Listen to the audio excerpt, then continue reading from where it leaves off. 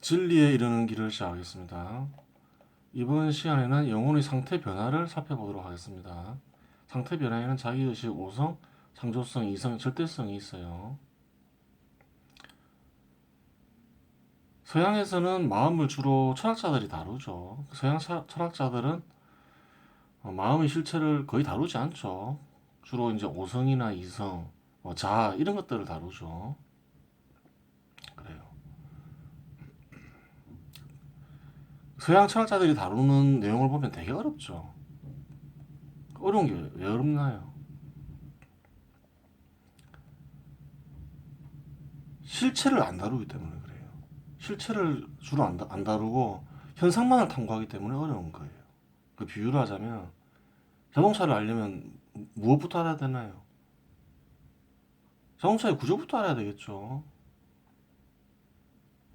무엇으로 만들어졌고 그 무엇이 어떠한 기능들을 지정했는지 살펴봐야 되는 거죠. 핸들이 있는데 핸들은 무슨 기능을 지녔는지, 바퀴가 있는데 바퀴는 무슨 기능을 지녔는지, 엔진이 있는데 엔진은 무슨 기능을 지녔는지 이런 걸 우선 알아야 되는 거죠. 그래야 자동차를 제대로 알 수가 있는 거죠. 근데 이런 실체들을 안 다룬다는 거예요. 뭐만 다루나요? 어떤 물체가 있는데 빨리 가기도 하고 느리게 가기도 하고 오르막길을 갈 수도 있고 내리막길을 갈 수도 있고 방향을 틀 수도 있고 뭐 그런 내용들만 다룬다는 거죠. 실체를 안 다루고 현상만 다룬다는 거예요. 영혼의 상태 변화는 현상이죠. 그런 현상만 다루기 때문에 어려운 거예요. 그 실체를 충분히 알면 어렵지 않겠죠. 그래요.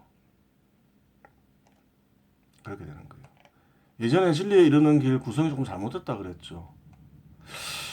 그 영혼의 상태 변화를 너무 앞부분에서 다뤘어요. 그 의식에서 다루었는데 원래는 영적 세상까지 다룬 뒤에 다루는 게 맞겠죠. 그 실체를 충분히 안 뒤에 다루면 별로 어렵지 않겠죠. 그래요. 구성이 조금 잘못된 부분이 영혼의 상태 변화를 마지막에 한 장을 마련해서 다루어야 되는데 의식을 다룰 때 다루어서 그래요. 그래요.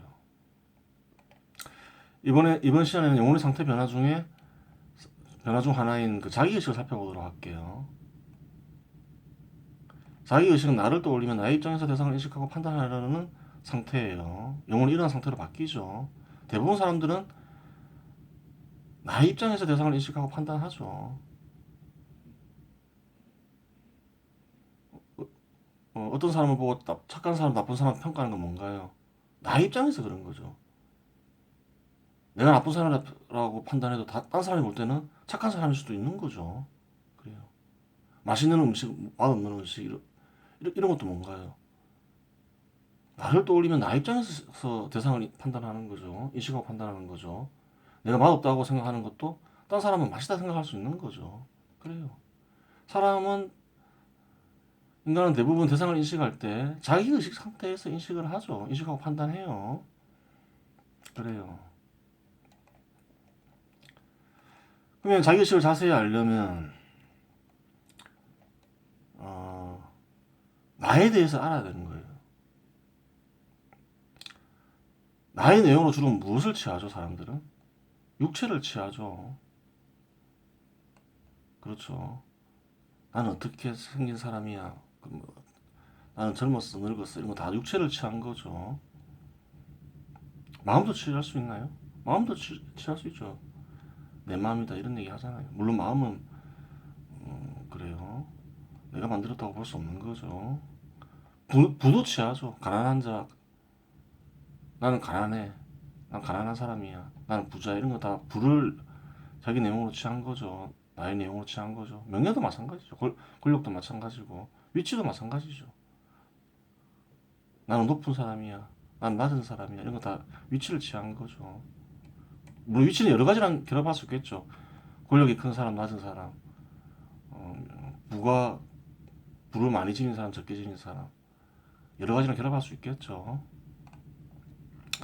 그래요. 집단도 취할 수 있죠. 가족을 나의 내용을 취하잖아요. 가족 중에 한 명이 다치면 어떤가요? 내가 다친 것처럼 아파하잖아요. 가족도 나의 내용을 취할 수 있는 거죠. 국가도 취할 수 있는 거죠. 국가를 희생하는 이유는 뭔가요? 국가를 나의 내용으로 취해서 그런 거예요. 그래요. 국가가 사는 게 내가 사는 거다 생각하는 거죠. 국가가 잘 되는 게 내가 잘 되는 거다 생각하고 그래요. 이런 것들의 공통점을 살펴보면 나의 내용으로 삼는 원인을 알 수 있는 거예요. 이런 것들은 어떤가요? 이런 것들을 통해서 영혼은 고통과 쾌락을 느낀다는 거예요. 육체를 통해서 고통과 쾌락을 느끼죠. 예를 들어서 A가 있는데 A에게는 A의 육체가 있겠죠. 근데 B를 보면서 B의 육체를 나의 내용으로 안 삼는 이유는 뭔가요? A의 육체는 A에게 고통과 쾌락을 느끼게 하지만 B의 육체는 고통과 쾌락을 안 느끼게 하기 때문에 그런 거죠. 왜 B를 나의 내용으로 삼나요?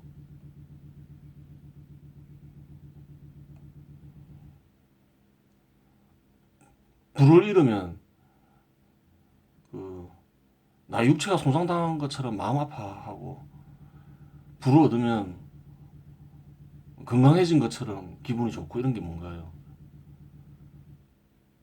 B를 통해서 고통과 쾌락을 느끼기 때문에 그래요. 그래요. 그럼 이제 그 나의 내용으로 삼는 것들의 특징을 알겠죠. 고통과 쾌락을 느끼게 하는 거예요. 공기 태양은 어떤가요?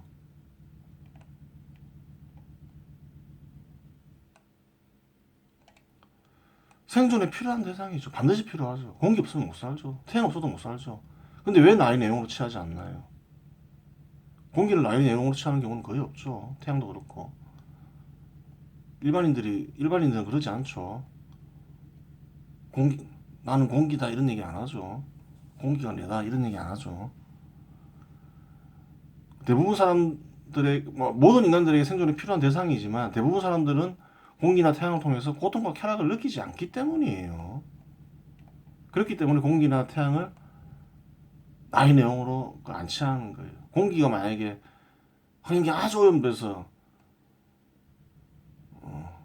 공, 공기를 이제 공기가 부의 척도가 되면 어떻게 될까요? 돈을 주고 공기를 사야 돼요. 산소호흡기 기고 다 살아야 돼요. 그럼 어떻게 될까요? 공기를 나의 내용으로 취할 수 있겠죠. 공기를 통해서 고통과 쾌락을 느끼니까 나는 공기가 많은 사람이야 이러겠죠. 그렇게 되는 거예요.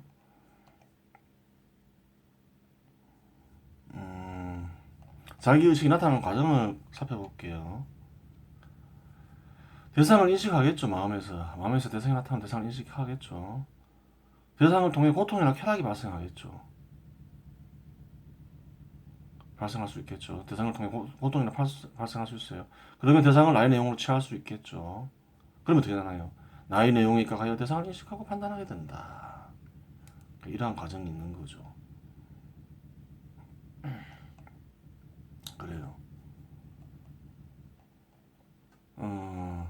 자기의식이 나타났을 때 생기는 지의 속성은 뭔가요?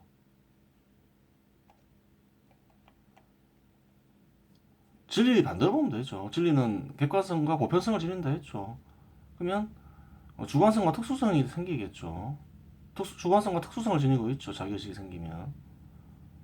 용어로 자기의식이 되면 주관성과 특수성을 지니게 돼요.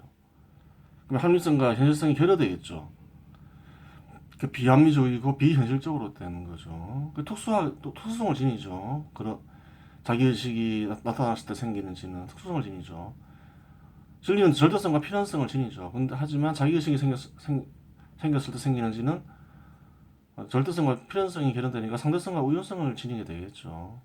그러니까 아주 예외적으로만 그 지가 맞겠죠. 그래요. 적용이 될 수 있는 거예요. 그래요.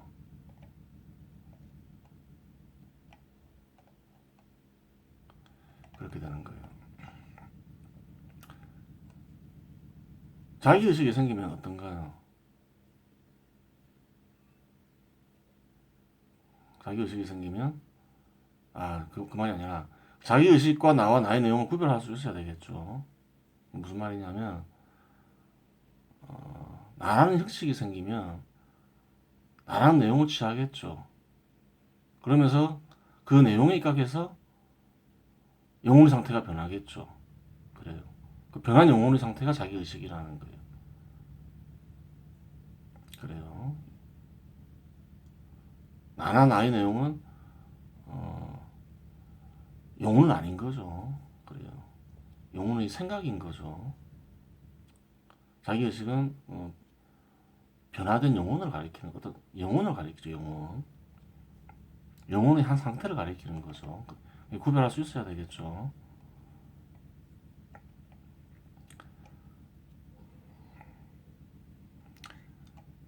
그래요. 그러면 진리를 드러내기 위한 조건은 뭘까요?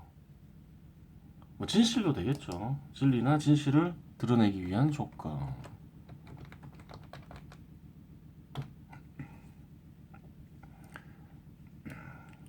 자기 의식에 입각해서 보면 안 되겠죠. 그래요. 마음의 대상이 나타나면 인식하게 되죠. 영혼이 인식하게 돼요. 그 대상을 통해서 감정작용이 일어나겠죠. 감정기관에서 감정작용이 일어나서 고통이나 쾌락을 느낀다는 얘기죠. 그러면 어떻게 바뀌나요? 그 대상을 통해서 나라는 형식이 생기고 나의 내용을 취함으로써 영혼이 자기 의식으로 바뀌는 거예요. 그 상태에서 질을 만들면 그 질은 주관성과 특수성을 지니게 되는 거죠.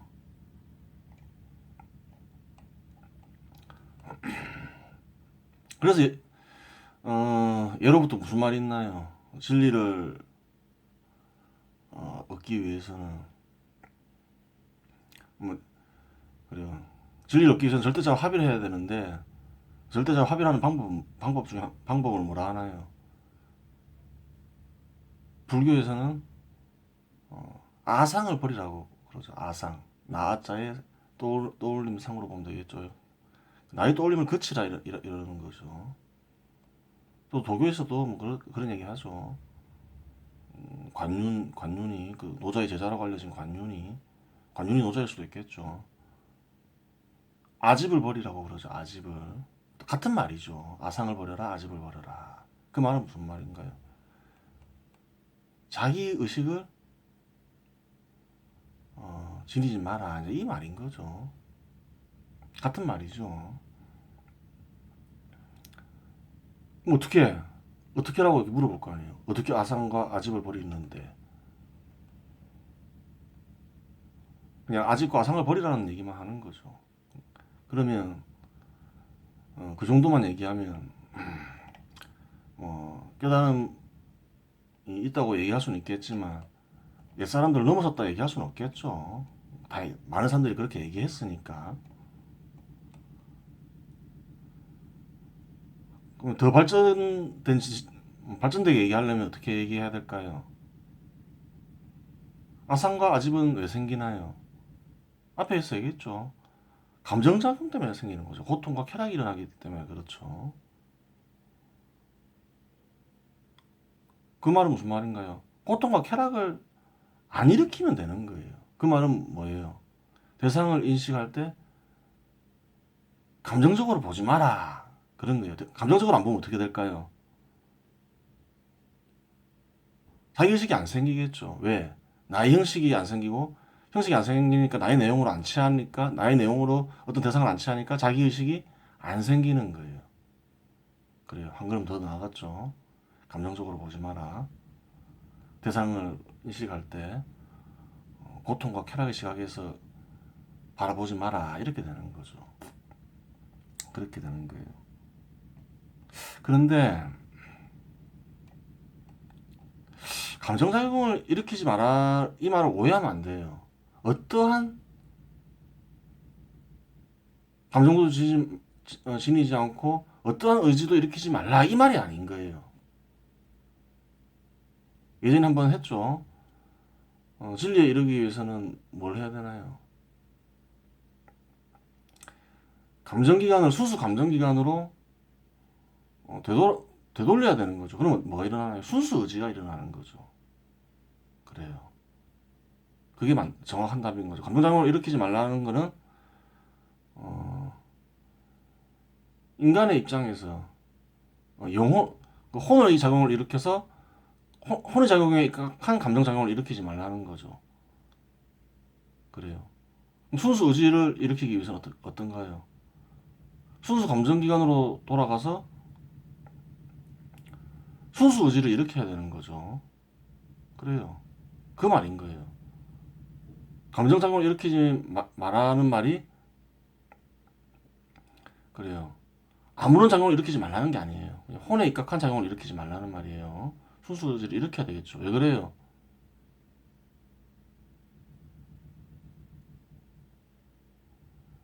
감정이 없는 대상에 대해서, 인간은 감정이 없는 대상에 대해서 관심이 없기 때문에 그런 거예요. 집중하여 질을 만들기 위해서는 어떤가요? 관심을 가져야 되겠죠. 관심을 가진다는 거는 무슨 말인가요? 그 대상의 감정을 담는다는 말이에요. 근데 그 감정은 뭔가요? 혼에 입각한 감정이 아니라 영에 입각한 감정이겠죠. 그렇게 되는 거예요. 그게 정답인 거예요. 그래요. 아, 그래요. 그럼 순수 감정은 어떻게 일어나는데? 이렇게 얘기할 수 있겠죠. 또 그런 얘기를 할 수 있어요. 뭐하고 비슷하냐면 전체에 대한 감정이 전체에 대한 의지가 순수 의지에 가까워요. 무슨 말이냐면 예를 들어 설명해 볼게요. 공산주의자나 사회주의자는 내용으로 뭘 취하나요? 나의 내용으로 뭘 취하나요? 노동자를 취하죠. 노동자. 그리고 자본가를 적으로 돌리죠. 자본가를 사라져야 될 존재로 생각하는 거죠. 이제 그런 상태에서 질을 만들죠. 그럼 자본가를 어떻게 하면 사라지게 할까? 이 생각하죠. 가만 보니까 이 사람들이 어때요? 시장에 팔기 위해서 물건을 만들더라는 거예요. 그럼 시장이 없어지면 어때요? 자본가가 없어진다는 결론을 내리죠. 시장을 그래서 사회주의자나 공산주의자가 권력을 잡으면 시장을 없애려고 하는 거죠. 시장을 부정하는 자는 어떤 자들인가요? 사회주의자나 공산주의자인 거예요. 시장의 기능을 훼손하려는 자들은. 그리고 또 뭔가요? 시장이 생기는 원인을 가만 보니까 소유권이 있으니까 시장이 생기더라 이거예요. 왜? 자기 것이 아니면 팔 수 없잖아요. 공유하는 걸 팔 수는 없잖아요. 딴 사람한테. 시장이 생기는 이유는 소유권이 있기 때문이더라 이렇게 되는 거예요. 소유권은 없어져 이렇게 되는 거죠. 사유재산 제도를 폐지하자 이렇게 되는 거예요. 이런 주장들이 곁들여 있으면 사회주의자나 공산주의자라고 보면 돼요. 아무리 포장을 해도 시장 기능 훼손하고 사유재산을 훼손하는 방향 계속 일관적이다. 정책들이 그러면 사회주의자나 공산주의자예요, 사실. 그래요. 그래서 이제 사회주의자나 공산주의자가 집권을 해서 실제로 그렇게 했어요. 그럼 어떻게 되나요? 자본가가 사라졌죠. 자본가만 사라졌나요? 아니라는 거죠. 사람들이 다 굶어 죽더라는 거예요. 살 수가 없게 되더라는 거예요. 그러니까 뭘 찾아낸 게 뭔가요? 사회주의자가 찾아낸 게 사회주의자랑 공산주의자가 찾아낸 게 뭐냐면 자본가를 없애는 게 아니라 사람이 살 수 없는 조건을 찾아낸 거예요. 그게 그렇게 된 거예요. 사람이 살 수 없는 조건을 찾아서 그걸 실행했기 때문에 다 실패하는 거예요. 그래요. 그러면 이제 반대로 생각해 보세요. 공동체 전체가 잘 돼야 된다. 이런 관점에서 바라보면 어떻게 되나요? 대기업들이 많이 생기고 또 많은 중소기업도 생기고 이러면 어떤가요? 직업들이 많이 생기죠. 그럼 또 직업들이 많이 생기다 보니까 근로자들이 귀해지니까 근로자들이 월급도 올라가죠. 또 생산성이 증가하고 이러니까 또 더 많은 소득을 얻는 자본가도 생기고 더 많은 소득을 얻는 근로자들도 생기고 그렇게 되는 거예요. 소득이 사회 전체 소득이 커지니까 국가가 부강해지고 정부가 걷는 세금도 커지고 강국이 되는 거예요. 근데 자본이 발전하는 데는 뭐가 필요해요? 시장이 필요하더라는 거죠.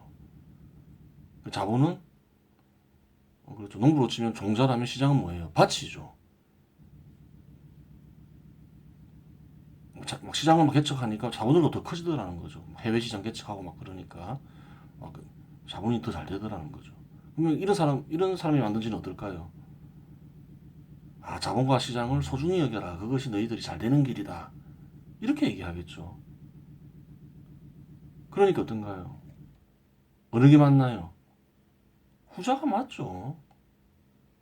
그럼 그 차이는 어디서 발생했나요?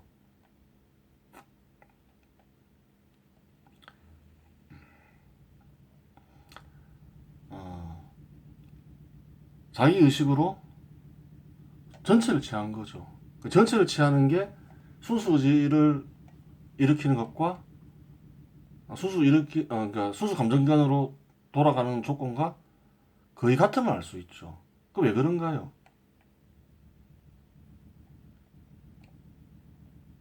신은 어떤가요? 세상을 이루어지게 하는 존재인 거예요. 전체를 이루어지게 하지 어떤 특정 부분을 뭐라 해야 되나요? 편애해서 이루어지게 하는 게 아니라는 거예요. 그래서 전체를 생각하는 마음이 어떤가요? 순수 감정기관을 만들어내게 하는 조건과 거의 같다는 거예요.